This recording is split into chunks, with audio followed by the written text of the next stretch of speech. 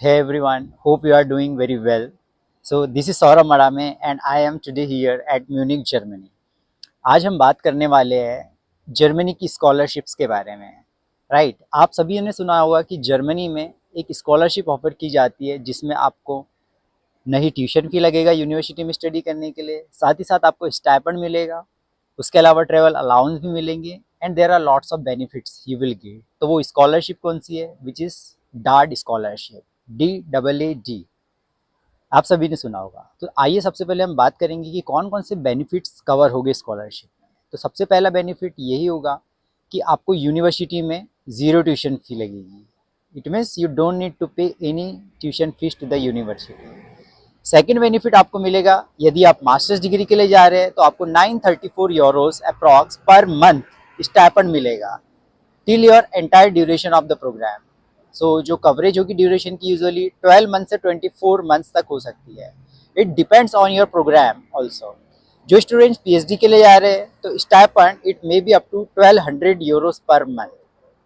सो है ना, good news. उसके अलावा आपको ट्रेवल अलाउंस भी मिलेगा। This is wonderful thing. यदि आप रिसर्च में पार्टिसिपेट करते हैं तो रिसर्च के लिए भी अलाउंस, रिसर्च के लिए भी स्टाइपेंड है अलग से। It might be like 200 euros to 230 euros per semesters.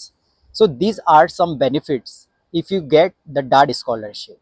अब आप पूछेंगे कि डार्ड स्कॉलरशिप के लिए एप्लीकेशन की एलिजिबिलिटी क्या होगी, क्या मैं भी डार्ड स्कॉलरशिप के लिए एप्लीकेशन कर सकता हूँ? तो उसके लिए अब हम बात करने वाले हैं एलिजिबिलिटी रिक्वायरमेंट्स की। तो फर्स्टली आप कोर्स परस्यू कर सकते हैं masters degree program and PhD program. This is not for like bachelors program और any short term courses. Right, तो पहली रिक्वायरमेंट ये है। सेकेंड रिक्वायरमेंट है वर्क एक्सपीरियंस की। तो बेसिकली यदि आपके पास मिनिमम 2 years का वर्क एक्सपीरियंस है, only in this case you can apply for the डार्ड स्कॉलरशिप गाइस। आप बोलेंगे कि मेरे पास वर्क एक्सपीरियंस नहीं है, जस्ट मैं पास आउट हुआ हूँ bachelors, I am a fresher, तो क्या मैं अप्लाई कर सकता हूँ? तो ये मैंडेटरी रिक्वायरमेंट है कि आपके पास 2 years का वर्क एक्सपीरियंस होना चाहिए and most importantly relevant field में वर्क एक्सपीरियंस होना चाहिए। तब ज़्यादा आपकी प्रोफाइल को वेटेज मिलेगा।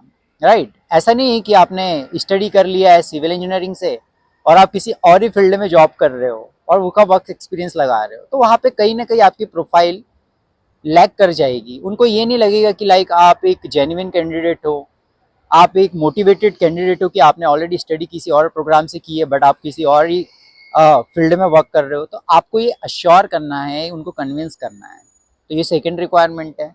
उसके अलावा लैंग्वेज रिक्वायरमेंट की बात करते हैं। तो basically language requirement IELTS and TOEFL. तो आइल्स में यदि आप अपियर हुए हैं या अपियर होना चाहते हैं तो आपको एटलीस्ट 6 बैंड स्कोर करने हैं। No less than 6 bands, 5.5 bands भी कंसिडर नहीं किए जाएंगे। आपकी प्रोफाइल में भी रिजेक्ट हो सकती है। तो बेटर है कि आप पहले से प्रिपरेशन करिए। यदि डार्ड स्कॉलरशिप के लिए अप्लाई करना चाहते हैं, 6 बैंड्स आप जरूर लाएं। जो स्टूडेंट्स टोफेल एग्जाम दिए, तो टोफेल में यदि आप कंप्यूटर डिलीवर टेस्ट दिए तो उसके लिए अलग मार्किंग्स है। यदि आप पेन पेपर बेस्ड टेस्ट दिए हुए तो उसके लिए अलग रिक्वायरमेंट है। Approx like computer deliver test के लिए 550 अप्रॉक्स है। Now let's just talk about the educational qualifications. So but of course आपके पास यदि डिग्री सर्टिफिकेशन आपको मिला है बैचलर्स डिग्री का, तो वो प्रॉपर अटेस्टेड होना चाहिए। साथ ही साथ आपकी जो मार्कशीट है कॉलेज की या यूनिवर्सिटी की, वो आपको ऐड करना है डॉक्यूमेंट्स में। यदि आपके पास ट्रांसक्रिप्ट ऑफ रिकॉर्ड्स है वो भी आप अटैच कर सकते हैं and this documents should be properly attested. Right, यदि आपके document as per the required language में नहीं है, इंग्लिश में या जर्मन में, तो बेटर है कि आप उन डॉक्यूमेंट को ट्रांसलेशन भी करवाएं। लाइक कुछ स्टूडेंट्स को जो डिग्री है वो हिंदी में भी मिल जाती है, तो बेटर है, मैं आपको रिकमेंड करूंगा यदि आपकी डिग्री सर्टिफिकेट हिंदी में है तो आप उसको या तो इंग्लिश में ट्रांसलेशन करवाएं या जर्मन लैंग्वेज में आप ट्रांसलेशन करवाएं।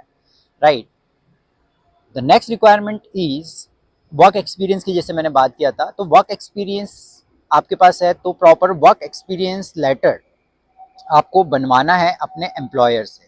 एंड जो वर्क एक्सपीरियंस आप बनवाओगे प्रॉपर लेटर हेड में बनेगा। ठीक है, एम्प्लॉयमेंट सर्टिफिकेट और जॉब ऑफर लेटर आप भी साथ में अटैच कर सकते हैं।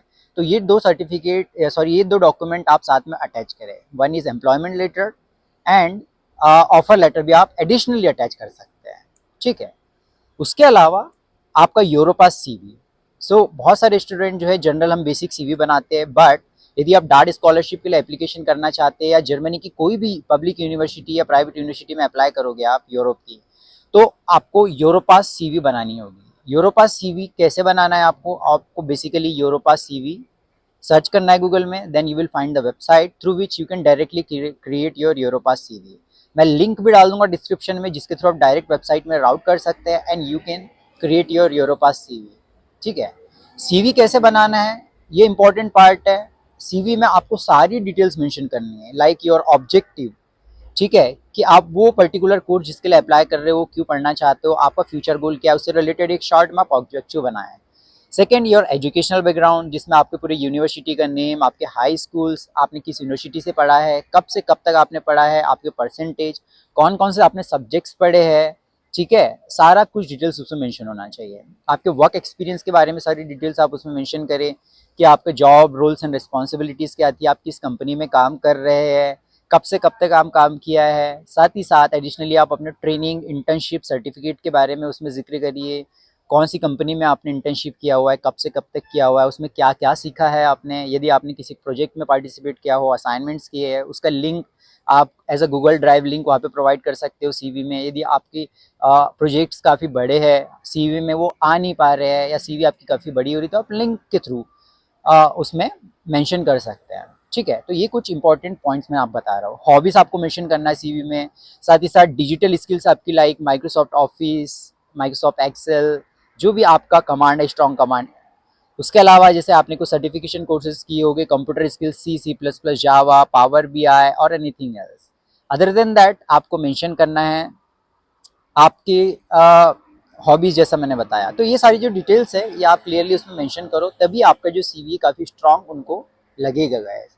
ऐसी छोटी सी हमने सीवी बना दिया, कुछ भी बना दिया, सिंपल सी बातें लिख दी, तो ऐसा तो सभी करेंगे। यदि आपको डार्ट स्कॉलरशिप में शॉर्टलिस्ट होना है तो आपको ये स्ट्रांग बनाना ही पड़ेगा सीवी, इस बात का आपको ध्यान रखना है। इसके अलावा जो नेक्स्ट डॉक्यूमेंट है which is your motivation letter और statement of purpose I can say, जो कि मैक्सिमम 2 पेजेस का होना चाहिए, जिसमें सारी इन्फॉर्मेशन कवर होगी आपके एजुकेशनल बैकग्राउंड के बारे में। ठीक है, what do you want to study that particular course, जो भी कोर्स के लिए आप एप्लीकेशन कर रहे हो उसके बारे में, why Germany, okay, what is your future goal after your graduation, आप क्या करोगे, एंड आपको ये जरूर मेंशन करना है कि आप सोशल रिस्पॉन्सिबिलिटी में भी पार्टिसिपेट करोगे आफ्टर योर ग्रेजुएशन। ये जो है चीज़ें बहुत ही इंपॉर्टेंट है, की पॉइंट्स हैं जो कि आपको ध्यान रखना है statement of purpose motivation letter prepare करते वक्त। आपको यदि एक रेफरेंस चाहिए कि लाइक मुझे कैसे स्ट्रॉन्ग मोटिवेशन लेटर बनाना है, तो इसके लिए मैं एक सेपरेट वीडियो भी क्रिएट करने वाला हूँ जिसको आप गो थ्रू कर सकते हैं कि how to prepare strong motivation letter to impress the admission committee, okay, ताकि आपको एक आइडिया मिल जाए। और मैं आपको रिकमेंड करूँगा कभी भी आप मोटिवेशन लेटर कॉपी पेस्ट मत करो, हमेशा ध्यान रखो कि आपके एजुकेशनल बैकग्राउंड, आपके प्रोफेशनल बैकग्राउंड से रिलेटेड आपको लिंक करना है सारी इन्फॉर्मेशंस, बिकॉज आपकी एक खुद की पर्सनैलिटी उसमें दिखना चाहिए, आपका सेल्फ मोटिवेशन दिखना चाहिए कि आप एग्जैक्टली क्या हो, आप क्या करना चाहते हो। इवन आपको मोटिवेशन लेटर में अपने वर्क एक्सपीरियंस के बारे में भी मेंशन करना है कि आपने क्या क्या सीखा, अपने ट्रेनिंग और इंटर्नशिप के बारे में बताओ, आप उसको रिलेट करो कि इससे मैं क्या सीखा और ये मैं कैसे इंप्लीमेंट कर सकता हूँ ड्यूरिंग माई ग्रेजुएशन और आफ्टर माई ग्रेजुएशन, तभी आपको मोटिवेशन लेटर स्ट्रॉन्ग बनेगा गाइस, प्लीज़ इस बात का आप ध्यान रखिए। The next document is your recommendation letter. Recommendation letter जो कि आप अपने एम्प्लॉयर से बनवा सकते हो, अपनी कंपनी के थ्रू बनवा सकते हो, ठीक है, जो कि लेटर हेड में ही बनेगा कंपनी के प्रॉपर, उसमें वो आपकी क्वालिटीज़ मेंशन करेंगे कि आपके साथ आप कब से उनके साथ काम कर रहे हो, आप किस तरीके से डेडिकेटली आप वर्क में पार्टिसिपेट करते हो, आप पंक्चुअल हो, तो आप अपने एम्प्लॉयर को अप्रोच कर सकते हो रिकमेंडेशन लेटर बनाने के लिए। तो ये कुछ की डॉक्यूमेंट्स है। साथ ही साथ आपको एप्लीकेशन फॉर्म फिल करना होगा, डार्ट एप्लीकेशन फॉर्म फिल करना होगा, जो कि डार्ट.डी वेबसाइट का लिंक जो मैं डिस्क्रिप्शन में डाल दूंगा, जिसके थ्रू आप गो थ्रू कर सकते हैं वेबसाइट में, जिसमें आपको डार्ट स्कॉलरशिप का एप्लीकेशन फॉर्म भी मिल जाएगा। ये फॉर्म आपको ड्यूली फिल्ड करना है, साइन करना है प्रॉपरली। तो ये कुछ जो की डॉक्यूमेंट्स है आपको ध्यान रखना है प्रिपेयर करते वक्त। हमेशा कोशिश करें कि स्ट्रांगली हमको इफेक्टिव प्रोफाइल बना के हमको डार्ट स्कॉलरशिप के लिए एप्लीकेशन सबमिट करना है। अब आप पूछेंगे क्या डार्ट स्कॉलरशिप के लिए अलग से कोई इंटरव्यू होता है, तो let me tell you, yes, university admission committee आपका अलग से इंटरव्यू भी कंडक्ट करवाती है आफ्टर योर एप्लीकेशंस। तो इंटरव्यू में किस तरीके के क्वेश्चंस किए जाएंगे, आपका ये डाउट होगा। तो क्वेश्चंस जो है बेसिक किए जाते हैं, to check your communication skills, to check your technical and analytical skills also, right? So like they can ask you, tell me something about yourself, your introduction, where are you from, why do you want to study this particular course, why Germany, why not other countries, आपकी family के बारे में आप बताओ, okay, what is your hobby, what is your goal, future goals, आप किस curriculum को पढ़ने के लिए जा रहे हो, आपके सब्जेक्ट रिलेटेड क्वेश्चंस हो सकते हैं, कोई फार्मूला आपसे पूछ लेंगे हो, ताकि आपका सब्जेक्ट स्पेसिफिक वो कमांड दिख पाए, राइट? कि आप कितने ज़्यादा लाइक ब्रिलियंट स्टूडेंट है, बिकॉज उनको तो शॉर्टलिस्ट ब्रिलियंट स्टूडेंट ही करना है, क्योंकि यदि वो इतनी अच्छी स्कॉलरशिप ऑफर कर रहे हैं एंड यहाँ पे वो क्वालिटी ऑफ एजुकेशन जर्मनी की यूनिवर्सिटी में यदि मेंटेन करना चाह रहे हैं, तो बट ऑफ कोर्स सी बात है, they are shortlisting good candidates. तो आपको भी ऐसे ही परफॉर्म करना है इंटरव्यू के वक्त, एंड कोशिश करें वेरी कॉन्फिडेंट रहो, आप स्माइली रहो, ठीक है, अच्छे से ग्रीट करो उनके साथ, तो डेफिनेटली आपको भी डार्ट स्कॉलरशिप मिलेगी गाइस। तो जनरली डेडलाइंस क्या होती है डार्ट स्कॉलरशिप की? तो डेडलाइन जो है इसके लिए एक मैंने एक डॉक फाइल मैंने डिस्क्रिप्शन में डाल दिया है। It totally depends okay on course to course और यूनिवर्सिटी टू यूनिवर्सिटी, तो मैं स्पेसिफिक आपको डेडलाइंस ऐसे बता नहीं पाऊंगा। आप डॉक्यूमेंट गो थ्रू करना, मैं लिंक डाल दूंगा डिस्क्रिप्शन में, ठीक है, जिसमें आपको प्रॉपर एक सब्जेक्ट स्पेसिफिक वाइज आपको डेडलाइंस मिल जाएगी डार्ट स्कॉलरशिप की, ओके, एंड ये इसके थ्रू आप एप्लीकेशन भी कर सकते हैं। एक इम्पॉर्टेंट बात मैं आपको ये बताना चाह रहा हूँ कि हम मैक्सिमम कितने सब्जेक्ट्स के लिए अप्लाई कर सकते हैं डार्ट स्कॉलरशिप में? तो मैक्सिमम आप 3 कोर्सेज के लिए अप्लाई कर सकते हो, ठीक है, ये बात आप ध्यान रखो। आप 3 कोर्स शॉर्टलिस्ट करो, अच्छे से यूनिवर्सिटी रिसर्च करो, कौन सी यूनिवर्सिटी में मुझे डार्ट स्कॉलरशिप ऑफर हो रही है ये आप देखो, ठीक है। उसके बाद ही आप अपना कोर्स 3 कोर्स ऐसे टॉप नॉच प्रायोरिटीज दो 1 2 3 में, and after that you can dart scholarship का जब फॉर्म फिल करोगे तब भी आपको प्रायोरिटीज देनी होगी कि किस यूनिवर्सिटी में किस कोर्स में आप फर्स्ट प्रायोरिटी दे रहे हो 1 2 3 के फॉर्म में, राइट?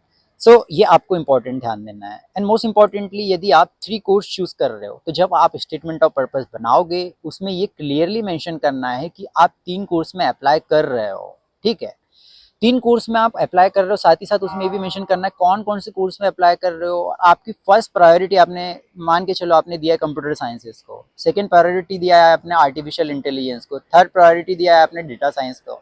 तो आप स्पेसिफिकली ये बताओ उनको कि आपने कंप्यूटर साइंस कोर्स क्यों चूज किया over data science and artificial intelligence.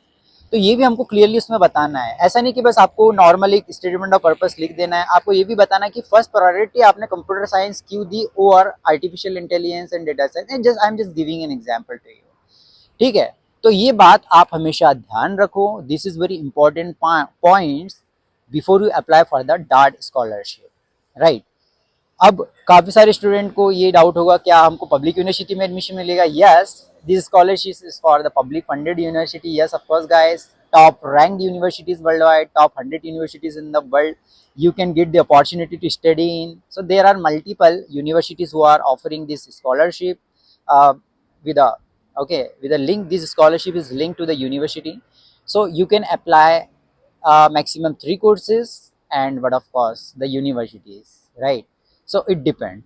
तो ये कुछ इंपॉर्टेंट बात थी डार्ट स्कॉलरशिप से रिलेटेड जो कि मैं आपको बताना चाहता था। अब काफ़ी सारे स्टूडेंट के मन में ये डाउट है कि डार्ट स्कॉलरशिप के लिए मान के चलो हमने अप्लाई नहीं किया और जर्मनी की public university like no tuition fee, 0 tuition fee है यहाँ पर जर्मनी की पब्लिक यूनिवर्सिटी में, तो क्या बिना डार्ट स्कॉलरशिप एप्लीकेशन किए हुए हमको ट्यूशन फी 0 हो जाएगी? तो let me tell you, most of the public universities in Germany have no tuition fees.